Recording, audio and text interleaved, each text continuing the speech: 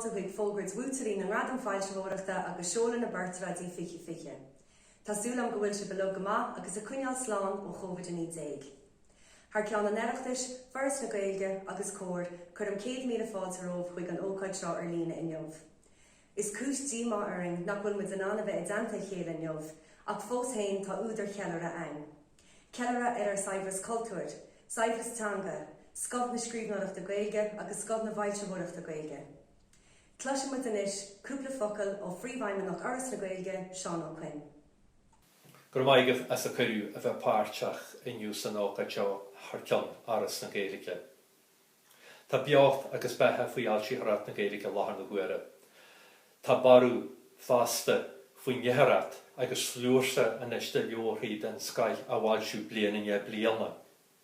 Faoin chuidiú chur an bharas Gaeilge ar fáil den na Foilsitheoirí faoi scéim na Foilsitheoireachta. Foilsitheoir beagnach céad leor a an bblian.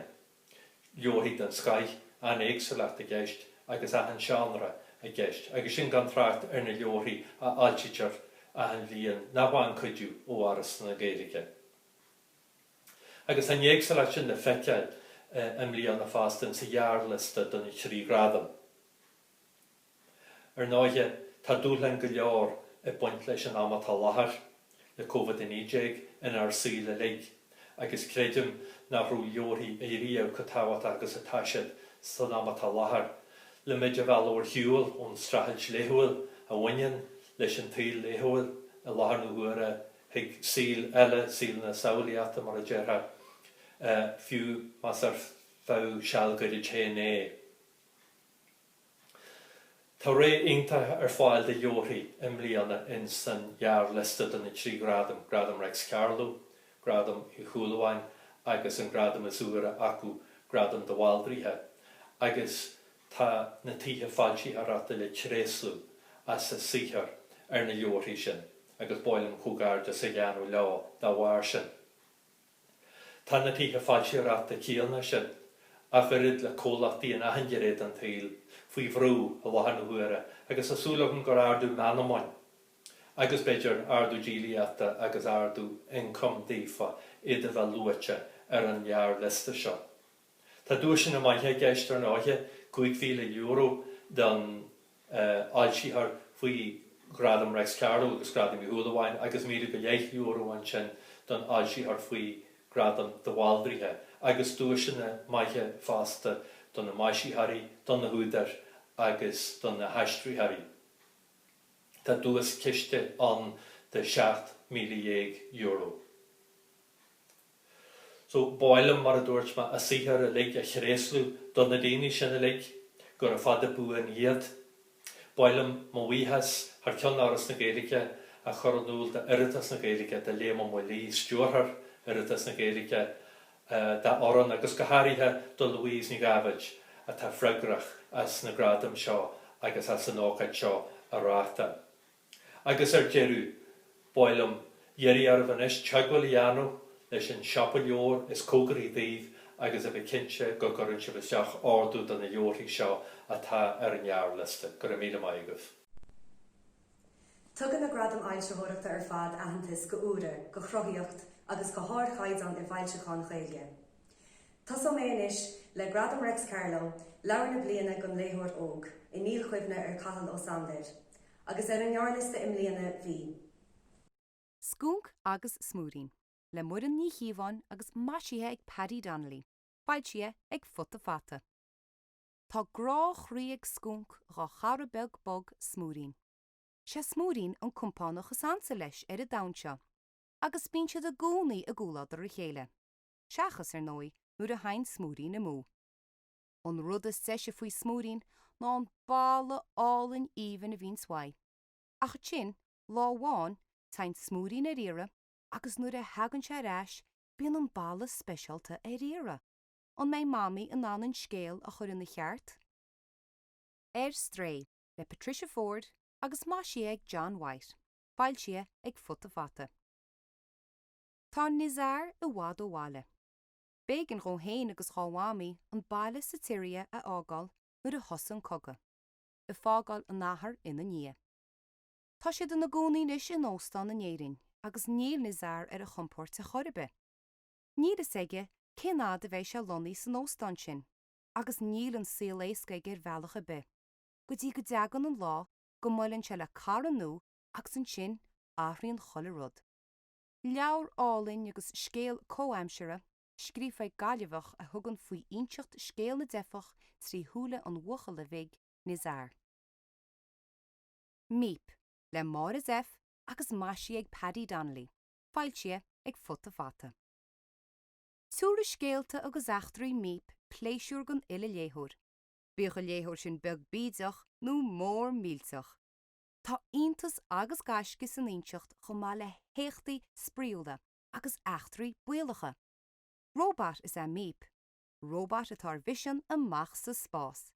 Cé nach mecha gearracha le a toras sin in dhéanach le míp. Ach ní mar a síltear bítear. Agus maidir leis na léthúirí atá ró óg fós chun in scéal a léamh ó péin, tá leabhar maisí agus snasta le léróidí íomhne a churas lán na súl agus lón Foilsitheoireachta gon scáthóib. An féileáin agus an rí, le mar is F agus maisí ag Seoladh Shirley MacDonald, Foilsitheoireachta ag Phortráidí. Tá dríocht agus áileacht na mitasólaíochta in inseacht mhar is F go scéal éadaín agus bhír, agus músclaíonn íomhána bríomhara ealaíonta Seoladh Shirley síl ildáite gléigeal. Táinn an scéal hain siar na céta bliain, ach tá se cuireann na láthair sa leagan seo is tí lífa liricach mhar is F. Inéireann go héal agus go bhéir lágar an léineo. Éiríonn le a gúnaí a lonneir speisialta hain a chur ar an ile ocail a hagan ó na peann. Agus maidir leis na léireadaí seoí, is siar ealaíne ó chlúdach go clúdach éon leabhar seo. Bríste an cheoltóra, le Pádraig Standún agus maisí ag Clifford Hayes agus Deirdre Ní Thuail, Foilsitheoireachta ag Chlóir Chonacht. Bhuaiteoirí ag Jessica go Simon atá freastal ar choláiste saora, agus an nóir sin tá siad a Gaeilge ag rangan na ceol uirlise. Mar is minic léinn ar fad a bheith tá siad a déile le caibhlint ina síl. I gás Jessica go Simon tá bringlóidí mór acab, bhuailó bheith na geoltóirí, ach níl mór an fún orb an obair a chur isteach le go maine siad na bringlóidí sin amach. An siar chleachta go mhór díorann. Measúach bailach be haar timppel ar sin.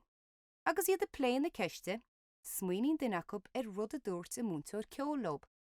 Ní éitin ceol a chasa ar sesin, nuair a tom a bhríste baint a rímam ribhghola cholagam.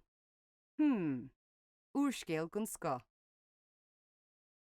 Rita agus an ninja, le mar is F agus maisí ag Andrew Whitson, Foilsitheoireachta ag an tnáid mhór. Bhí an achtraí mór a gúnaí a tarlú a síl Rita. Is cailín begaí Rita nach bhfuil éon rion le saolaíocht. Tá sí lán le fuinneamh agus le smuointe iontacha, agus níor fuacht ná fatís ara. Sa sír seo, an cúgiú leabhar sa trá, tá sí tócaí le buanna speisialta an ninja. Ninja, i d deir tú? Se ninja. Tá buanna ag ninja a thaineoch go mór le Rita í hain, agus tá sí chonaí dólam ar bhealach amháin nó ar bhealach eile. Tá spirit agus anam sa leabhar seo, léirí go halaíonta ag Andrew Whitson. Nancy ar a bherim, le hórna ní chuileáin agus maisí ag Aidan J. Collians, Foilsitheoireachta ag leabhar cór. Tá fúnachtraíochta ar Nancy. Cailín a chuireach íomhnas ar do chrí. Ar nói is cailín ciún béisachaí, nach bhfuil éon rion gon dánach ná gon éirí nearde ag Gaeilge a chorbe.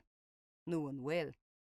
Sa leabhar glóta seo, tain muid amach ar a bherim i dteannta Nancy agus feiceil muid taobh ar fada. Tá scéal maisí a go háling le híomhán na tarringtacha a léirí an achtraí Nancy go snasta ealaíonta.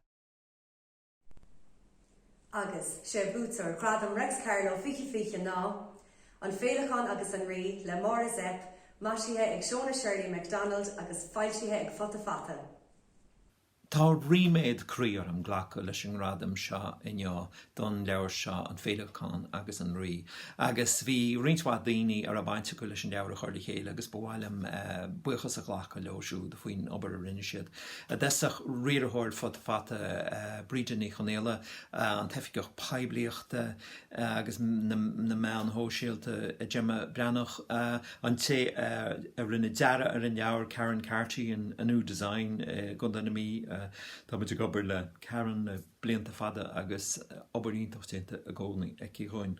Ach seachas deamar behéile bhhailm cóthaideachas ó chrí a dhéanamh leis an márta chrocha an leabhar sníad mar a zepfar rinne a chrochú álinn ina chuid scríbhneoireachta ar an seans Gaeilge seo atá chur dríocht ar bhainte na héireann le fada an lá. Agus an sin an alí na chuir Seoladh Shirley MacDonald le scríbhneoireacht War Zeph. Well, thug sé an rud ar fad ag leibhéile le saolaíochta ar fad agus bhí muide mar ailseo ar Tharbheith bródúil saothar na berte ailseo. Bhhailm buchas scipi a ghlacha chomá leis na muoinethirí a hacíonn sling ó bhbliain go bliain snéad clárna leabhar fors na Gaeilge an chorla alín agus cag marach a daciíoch siúd ní bheith muid an leannacht a rá. Agus buchas chomá le heagraitheoirí na nGradam seo an jobh gramabhaid. A raid linkatí gradam a dó, gradam de Bhuaiteoirí do híchar aistrithe go Gaeilge ó hanga eile in níl chuimhne Thomas de Bhuaiteoirí. Agus ar an nearliste im líana bhí Zag le Julia Donaldson agus Axel Scheffler, agus aistria ag taig ma Conagán, Foilsitheoireachta ag futta fata. Sé zag an dragún is dígra sí ar scoil.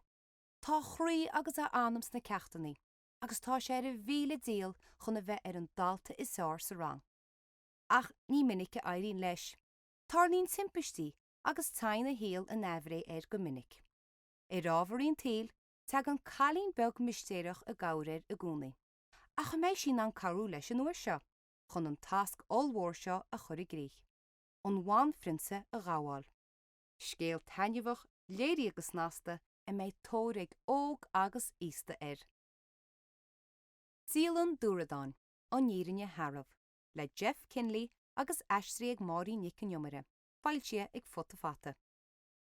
Cheap Greg Heffley go méid te go héintach a bhainní sinne. Bhí sé súil go mór leis ach ní mar sinne tá. Tá brú breise a baint le cóisiirí tí a dain bochalí agus chalíní choca banéanacht, agus tá freagrachtaí nua ar Greg.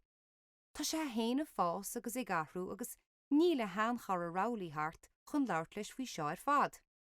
An méid Greg in nána go síl nua seo as hain, nó an méid ar déileáil leis a bhírinne Harrah.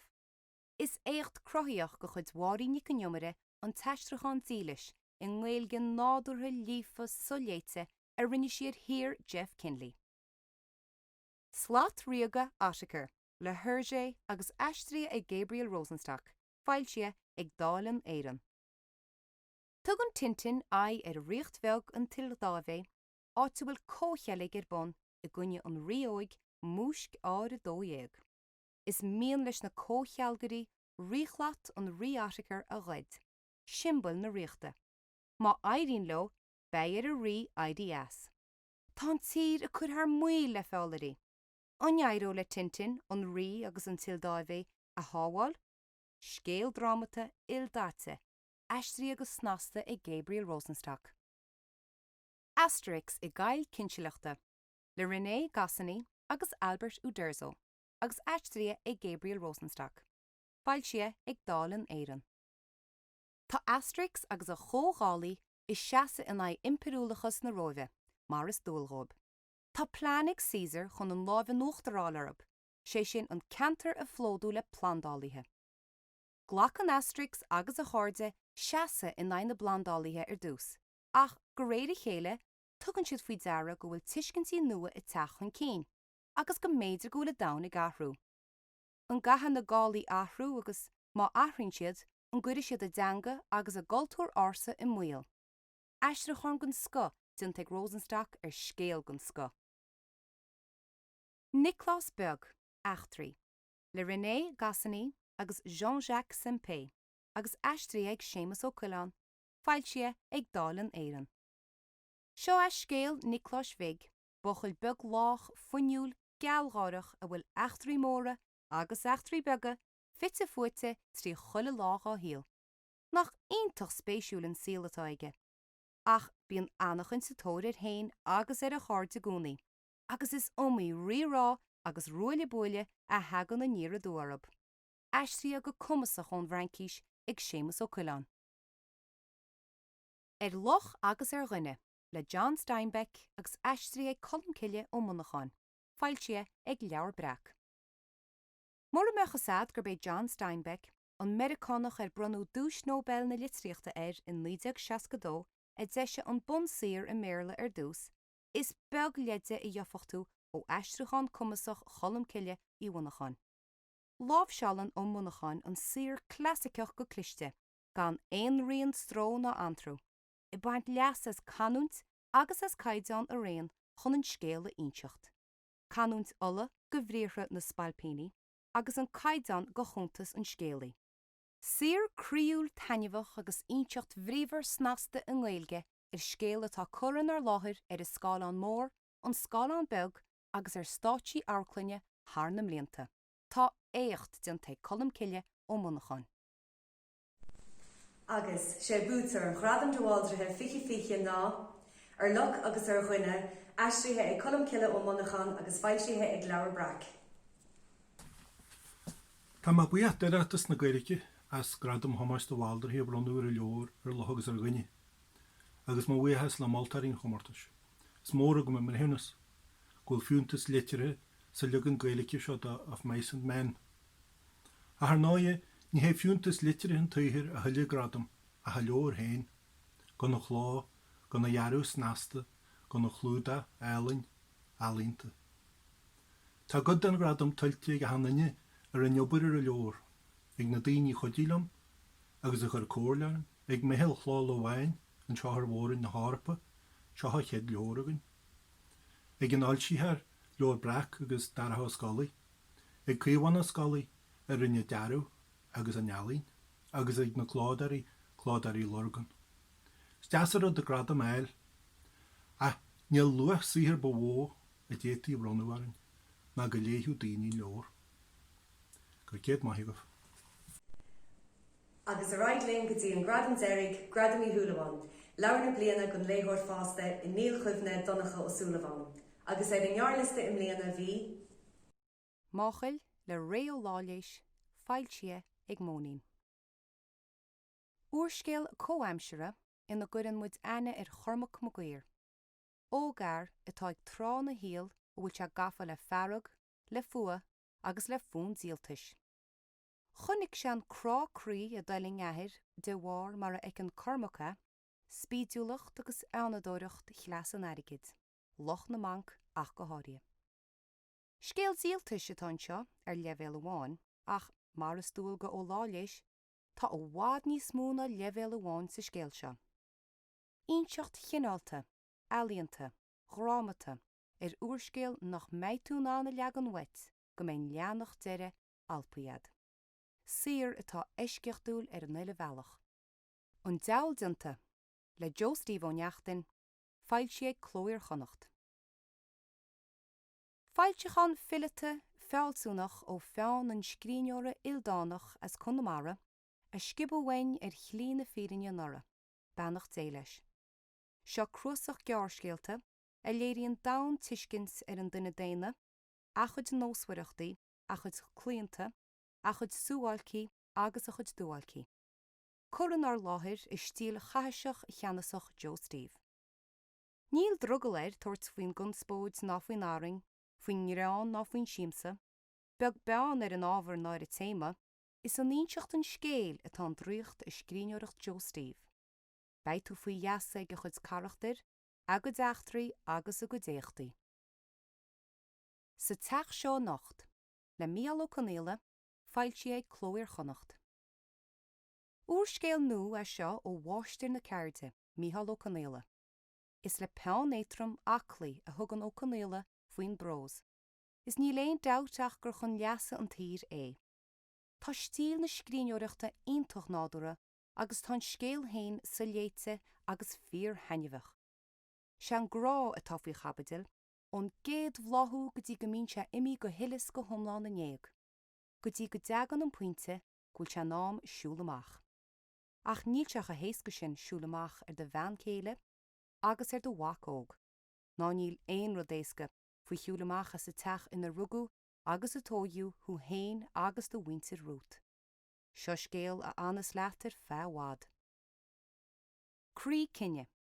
Cruasíthe ag Seán de Fréine, Foilsitheoireachta chlóir chonacht. Cruasach 4 speisialta go sco eisimláir na litríochta Gaeilge atá sa leabhar seo. A níos mó agus níos cuimsithe ná an chéad agrán a foilsiú in 19 agus a ghoirehantas agus imrá ag an nám. Tá na céite gearchleachta as litríocht na Gaeilge áirí sa leabhar. Sco hamplaí go néalaíocht, gon smaointeoireacht, go nachan na bratha agus go héagsan na crothaíocha.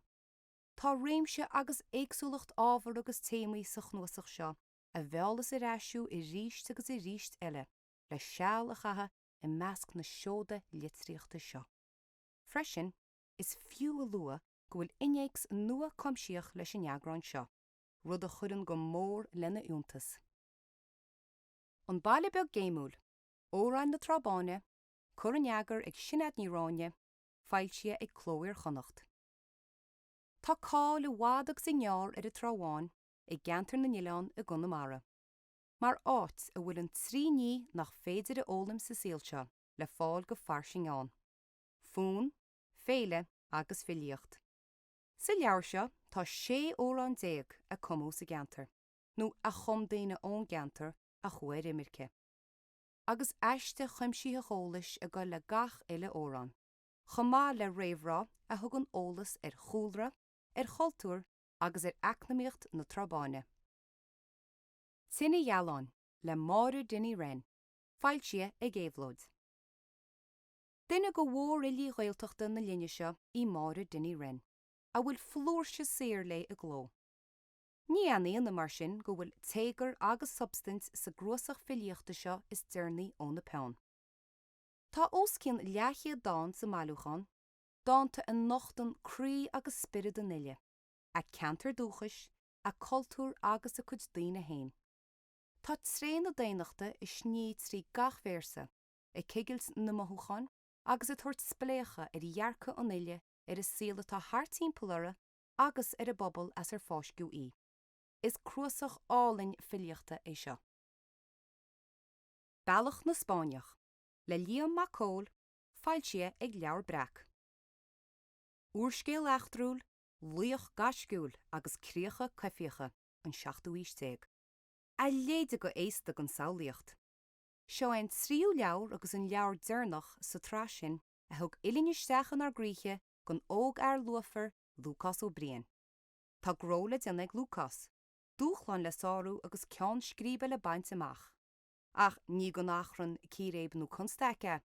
Siúla tú leis faoi chráideannaí na Gaillimhe agus seola tú leis thar sála chun na mór rinne, do chríad a bhéal agus de rubbal an airde. Tá trá umlán sitsis na blianta choíocha sin héis imimecht na níorlaí. Le Diarmuid Johnson, Foilsitheoireachta ag leabhar brach. Scéal ása a scéal éadaine, scéal grá a chleann na nuaschugainn ó inscéalaíocht na héireann, giota ar giota, a fágáil rian i leabhar na híre agus rian eile i leabhar buí leachan. Rinne Diarmuid Johnson éocht an scéal seo thárthall a chothú agus a bhúscailte ríist in éireann go léithúir na linne seo. Is cumasach agus is saoilteach faoi mar a thugann Johnson faoi insins scéal éadaine, á chódú go healaíonta, stúama, agus i líonaisteach na mearnaí a bhí fácaí ag creimime na staire ar is saor álainn seo. Sé éadaín 7 sníam na seirce an 3 leabhar gon seanra áirithe seo ó Feann Johnson agus Foilsitheoireachta ag leabhar brach. Agus sé bútar nGradam í thuúlaháin fiche ná, máchail le réo leilís Foilsitheoireachta ag móning. Bhuaiteoirí, bhuailm beagán rá mar scríbhneoir ar máchail agus bhuailm leabhar freisin thar ceann an ailseóra mónaín tá caitheoirlach bhónaín tín fí láthair agus ní féidir léthaí an chainte thuirta inniu. Ach mar scríbhneoir tá har bheith buocht stúrthór an Oireachtais as an cummórta seo agró agus a riara agus buoch ach go háirithe de idir na hifiige de Louise David agus de Aisling na Cartáin as an obair tá déanta acu agus as an bháilte bhín sa gcónaí acu rih scríbhneoirí búlaisteach acu. Tá mé héin mar scríbhneoir agus mónín mar ailteóir har bheith buoch go oras na Gaeilge ach go háirithe as dúis an ailteóra agus dúis an údar a bhhainú a rístim líana don chomórta seo. Níl sin ar hábhacht a le héad agus is cinnte go dogann sé 8 dúine scríbhneoirí agus dus na feilteóirí chomá. Bháil an freisin mo bhuichas a ghlacha le fórne éagsúla bhór oras na Gaeilge go leiscéil le Brenda Macra in áis a dhéanaan séocht tar teán na bhailteóirí agus le fuireann chlána leabhar Gaeilge a bhín sa gcónaí cuairtéiseach fáilteach agus cúntaach. Agus ní dochar bethe a lua béidir nach nearna mónín takeíocht oras na Gaeilge a lorg ar ailsiú leabhar ón líon 2011 i le. Ach ag an am géine go bhfuil suas le scór leabhar curtha amach agin san am sin gan an bhhainú sin. Agus ar bhealach is creidúnta sin de oras na Gaeilge, mar nuair a chaimlíonn suair is léargus é ar an beos agus ar an bhorbert atá take ar chósaí leabhar gur féidir le feilteóir dul raig gan an takeíocht sin agus is dócha ar deire go bidé is aim leis an scéim ar deire amach na feilteóirí a gceitlilt as a stúm héin agus ba ionintach an rud é gadárlóg se sin i gcuirteanna. Chomáile sin agus ach go háirithe bhuailm a buchas a ghlacha le cag a rinne comisiúnú ar an leabhar máchail agus a chudílinn an leagan bog gon leabhar a chur amach. Ach ar a chustas héin ar fad a churú ar chustas bhónaín amachsamach a churúmach an leagan crua. Agus tamad an bhródúil leis an dá leagan sin. Agus ar deire bhuailm creidúnta thuirtómh siúd ar rólan na móra tábhachtacha acu a dúirt amach an leabhar seo. Bhuailm ar dús muireann í thuairtaí a bhla agus buchas a ghlacha léthaí as a aus agus a bhí si mar agarthóir, bhí si dúlhánach, bhí si inspiráideach agus chur a híocht go mór le ma hiiscintí héin maidir leis an leabhar seo a thuirt amach. Le Ray McDonald an dearthóir par excellence a bhfuil deara déanta ige ar chlúdaí agus téachsanna scór de mo chuid se feilseáin agus béidir 15 de chuid bhónaín. Is ionintach an dearthóir é agus ré tá me anmhaíochtaíad ar fad as fés leagan amach máchail an deara an clúdach ar nói agus gachní eile lenar chuidí tú. Agus ar deire ar fad clódóirí CL atá lonathe i Connemara, a labhraíonn Gaeilge, a éibrionn tríbhean na Gaeilge, agus a chaitheann le mónaín go huile agus go thomláin trí Gaeilge. Rud is fér faoi gach feimí a bhíns ag mónaín, bíchas go gceannaíonn siad isteach na feimithe sin nó ghfuil an sainneola sin sa teachfeilteoireachta a héin agan. Agus is mór an creidúnt de chlódóirí lorgan tarige go neamh seo a bheith déanta acu agus Tréis Liam Leobson an dúis seo a bheith bainte amach aganne mar ailseóir agus béidir nach dochar a bit a chur súile do gachtainine ar dán agus do gunnar bit tá brennhar seo go bhfuil feilseórán a éibrionn go thomláin trí Gaeilge a bhfuil feos an tarige a dhéanann siad gach peoch chuma agus íotha áitir bit ar dán agus bhfuil an takeíocht sin de dhíorthb go ngóthach na feilseóirí thucup. Gur míle mágaí Tréis Liam mór níireachtaí ar fad gachtain ar ó bainteachó leis an íireacht seo agus focailtéirí ar fad leis na moltóirí is cinnte gur cathú dua leis an ránúcháin a rinneú sna comórta seo agus ní beag é an talas is dócha a chahabh agus ní beag é an sainneolalas agus buan na criticeolaachta thug na moltóirí sin go dtí an comórta seo agus tá mise, tá mónaín agus tá me cinnte bhfuil gach ceangas na feilteóirí agus na scríbhneoirí atá san áirimh seo hanneó buíochtíomh. Gur míle mágaí, stánagaí. Chomhairteachas leis na tíre Foilsitheoireachta, na húdairt, na haisteóirí agus na maisteóirí ar fad a bhí bansach leis na leabhar bhuachaí go mbliana. Anis, a raid lingotí Seoladh na Phortráidí fiche. Chur an fáilte ribh Liam mac Gaeilge chun an cuid seo a chur i bhur láthir. Tá fáilte roimh go seoladh Phortráidí na Scríbhneoirí Gaeilge den bhliain fiche. Tá muid ionach buíoch de iireachtas na Gaeilge agus forras na Gaeilge dá le bartling chun an taispántas muirge seo a chur Foilsitheoirí bhíneomh in bbliain anaisteach bbliain na pandéma agus ar nó a gcuimmuid gach rathair gachtainna tá muid asúil go bhfuil ar lucht leanú na slán agus is tá a rá go éirigling gnó na Phortráidíochta a chur i gcríoch idir nGradam agus Scríbhneoirí ritne blian agus slán sábháilte ainneoin na neachreachtaí a choigh COVID-19 dúing. Tógan an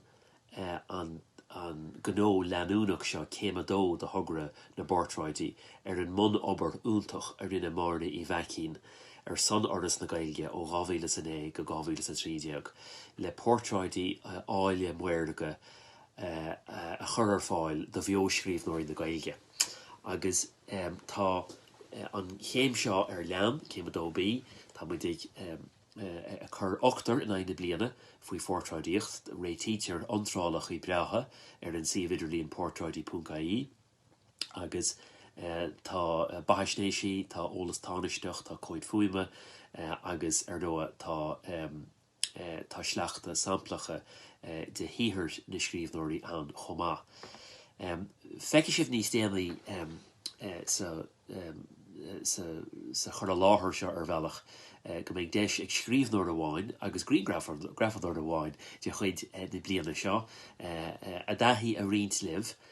Mar a dhéanamid go honúil dáach an seoladh ar siúla going go fisiciúil den ar chuide, agus cumáile sin sein for coid fuim amháin de híthir an ile Declan College agus dá anmhrá á léamhaige mar chuid den taispántas seo. So níos déanaí tá muid tá sé rintna going na Phortráidí áile a chur ar bhór súile díobh, agus cumáile sin tá muid asúil le Fógairt mar dhéanamh go bliain thuil den 8 Scríbhneoirí is éile Gaeilge a churfort faoi nGradam de Phortráidí na bliana fiche hain agus tá sé úntaach bhfuil a deise chun leanút leis an obair seo agus Scríbhneoirí héal na Gaeilge idir Scríbhneoirí chruthaitheacha agus Scríbhneoirí achadúile a chur osfórgóir ar an slí is deise agus an slí is omláine gur féidir le dhéanamh. Gur míl magah.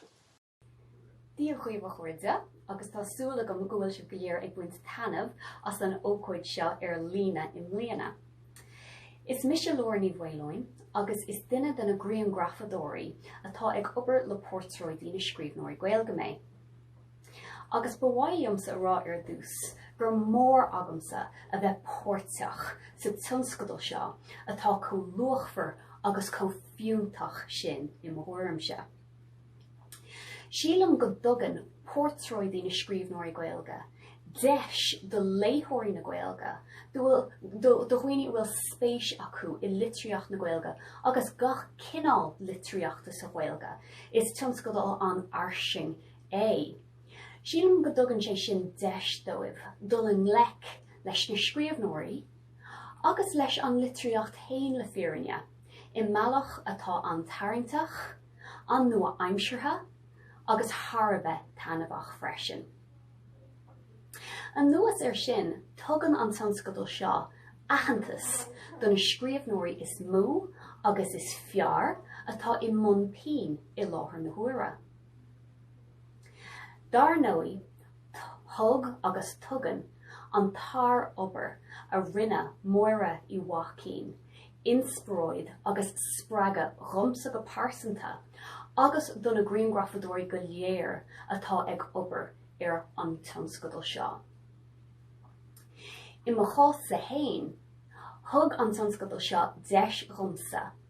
An dá rud is mú a bhfuil spéis agam ontú. Siad sin litríocht na Gaeilge agus cursaí Grian Grafadóireachta. Iad an nasca le chéile I mealach atá Harbeh alíonanta agus crothaíthach.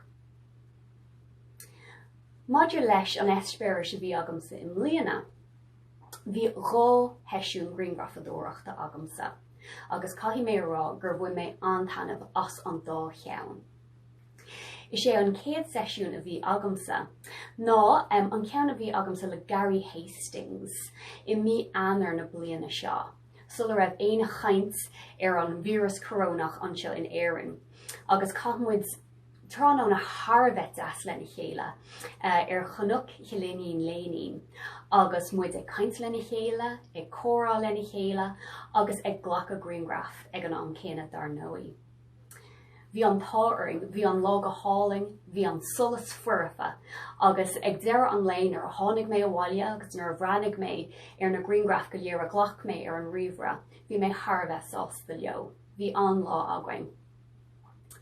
Bhí an dara seisiún Scríbhneoireachta agamsa díreach cúpla seachtain ó hin, nuair bhuail mé le Phortráidí ní uailchain, agus bhuail muid le chéile I borc Naomh Áine I rá aine I maiá clia. Agus caithmuid mud an áling le chéile sa forc, agus an rud a rinnemuid ná hiúlmuid timpeall na Pórca.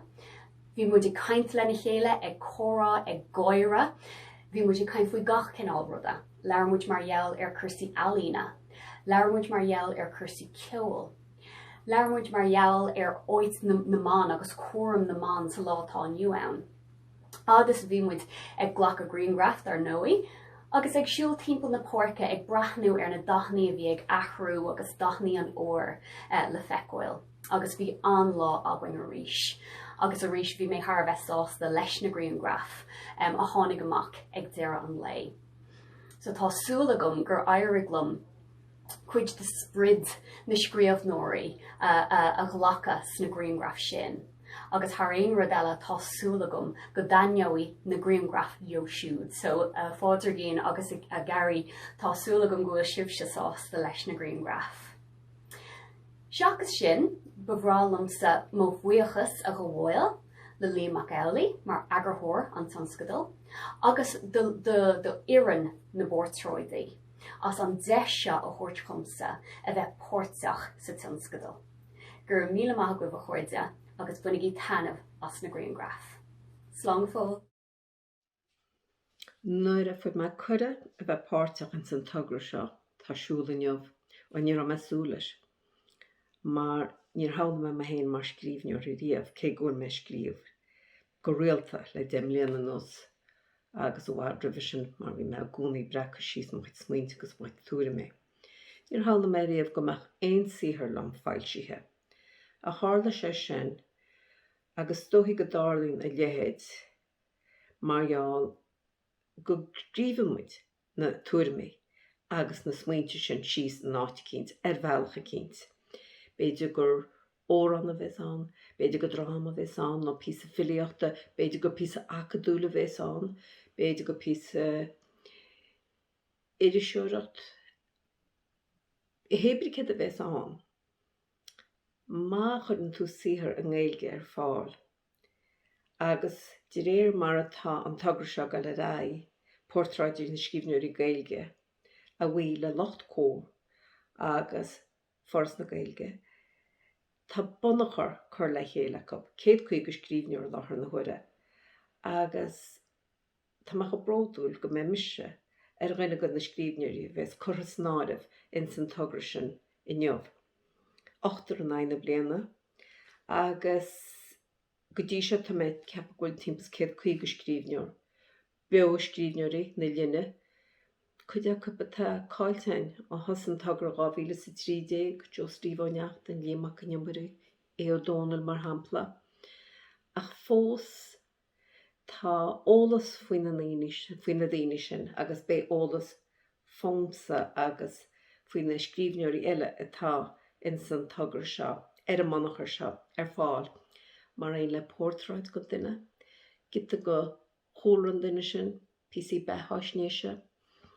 Ein saothar, ólas faoi ein saothar atá scríbhfacab. Agus rud be atá curtha san áireamh ar a láthain go rééis an sin, Phortráidí na Scríbhneoirí Gaeilge, bé fáil ag cholganna ar an eolas sin. Mar má tá tú a cuatú ólas, nó má tá tú gita ólam faoin scríbhneoir, nó fáil amach bhfuil éithio eile scríb a go béise ar fáil. Agus tá me fíorródú chuair me chuir bheith páirteachán, agus go mé daoine an heacht, mas mín lob, ábhar atá scríb a amsa. Rud ágan go bhfuil a méide tá mis scríb na ein scríbhneoir eile scríb, is cuide gar éireachta sin, agus rud a scríban smuid in neamh, sin an rud bheits ar fáil ag na glónta tá le heacht. Agus bé sé an rud atá muid scríb in neamh, bé sé mar chuid ar fáil sa táchaí, agus bé sé mar chuid ag an stair, bé sé fáil tí bhean na Gaeilge. Agus morach daoine cos le cór agus bharas na Gaeilge, agus Phortráidí na Scríbhneoirí Gaeilge, a bheits a tarns an stufa lug le chéile in éon láth an grééis an bháin, agus bheits a chur leis de réir mar bheits na blianta goil thart. Morach iad níle sam amach fáil éasca ag daoine ábhar scríbhneoirí na líne seo. Agus tá me fíorhuich go bhfuil mise cuasanáir bhaca a neamh. Mise agus pangur bán. Nó bíd na leabhar a bháin mo stóir chiiste, ba bhuinig mé sa leabharlann os cionna teachsa a sú feasa ó gobh go dubh. In unad pangur bán an teanmhanig is compánach anis mo réomhar a glóine, a aim sin chreic ina aimchláiricha, agus leathan an saoil mór go gléaghlán os mo chóir ar gahan túr cetha. An luc faoi mo láimh agam ar nos pangur féin, fad a hím siar am a flúis rónda, a sú ábhar dáanta agus gearscéalta as an uile cheard an idirlíon dáanda. Mé am chean scoláir is seasfach nach méid réamhhéilte ar mo chúrsa díomhrach ag éirigh teacht sláán as gábh feasa. Siúlam sa charaíl suas fan na hardain, Harris na háileacht san dhilacht a muí. Le ganyan na muid bogan dich ragan ich lebe. Sle pajogi lasem muid darcha da si.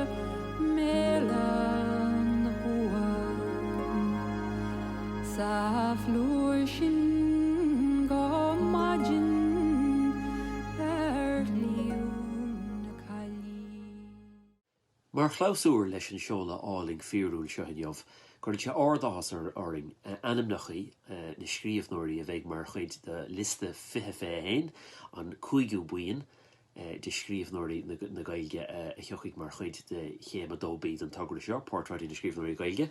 Agus is í siúd Anton MacLachlan, uaircéalaí, aisteoir, gearscéalaí agus scríbhneoir acadúil. An gearscéalaí agus an tuiriseoir, Deirdre ní Ghrianna. An dramadóir agus an scríbhneoir scripte, Diarmuid a Fuite. Líise ní chéirigh, scríbhneoir den éasóg. Máire Dinny Wren, fille, gearscéalaí agus dramadóir. Mícheál Cúig, fille agus commodór áráin. Pádraig Ó Rian, ír olaf le seanna Gaeilge ag goláiste na Hallscoile Corcaigh, Loganam Jór agus scríbhneoir acadúil. Agus ar deire rianach í ógáin, ír stúrathóir ar chrósach féilid is éirí sa choláiste Hallscoile Blag Lia agus scríbhneoir acadúil. Ochtart eile agus tuigean muid ar fad a líon eile de bheo scríbhneoirí na Gaeilge nar a bhiste a thuairt isteach faoi bhreat na Phortráidí amach anseo. Íram ar scríbhneoirí eile a bheith féinach ling in imimecht na mblianta agus in imimecht ama, tá muid déna cinnte de gur féidirling rá onadíoch a chuoineh inscinne, a chuoineh ís, a chuoineh hiróíocht, a chuoineh na seanraí litere, a chuoineh ahantas agus cuilehoirt eile onas gur féidirling an chartlan rathe de bheo scríbhneoirí na Gaeilge omláú haar am. Is fiú doing luach ó máile déanaí gur chorú onsráil bhreise isteach im bliana de Sean Hutton, duine nua a bhí I liste a Fógairt Hanna, ach duine ar éirigling go fóilbeag a chur isteach sa bhuachanús ach tá sé sin déanta tá an onsráil sin beo le breise go seachtain agus tá ásaring bhfuil seanis mar chuid don bhuiin omláin. Gwein muid gach ra nua na scríbhneoirí sin, duine muid an enam nucháin a chréasrú leo agus beag na Greengrafadóirí agus na scríbhneoirí sin curtha le chéile chun Phortráidí áile I dhéanúid don am sean bhríonn chuin. Har cheann an tugur ní rist na buchas a gáháil a rís leis an iireachtas a bheith páirteach in jobh, chomáile fordas na Gaeilge a dhéanam muoinú agus ag an antaíocht doing a gahabh na bliana Anna David agus Brendan McCrack a speisialta.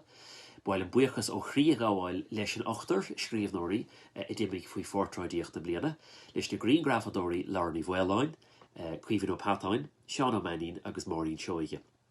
Bhil an buchas freisne gáil a Ronan Doherty ar gcóirleoirt deartha agus techniúil a chur an anslacht ar an siomh idirlína gcónaí, agus ar deire bhil an buchas a gáil le trúr a bhíon ag séhrú sa chúnra de chóir in imimecht le bliana ar fad, go tíine ó héagáin a bhí a féimnú mar aimimeach tionscadal ar an tugra seo le tamil de bblianta, agus Ellie seo a aimíonn ina lehéid de chuair begónaí, agus cumáile sin Jennifer Gardason atá trééis taftasteach bíana I gcóirbocht ar chuitríanana agus ar nó gcuimmuid gach rathirí siúd ina cuaram nua.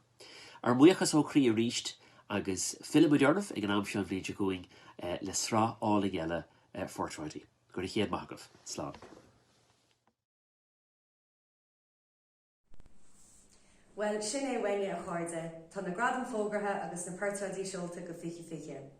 Ba an teachtas arás ar líne ar an fiche tríú lága ar a fóbhar trá chur fortús le heachtas fiú na sana fiche.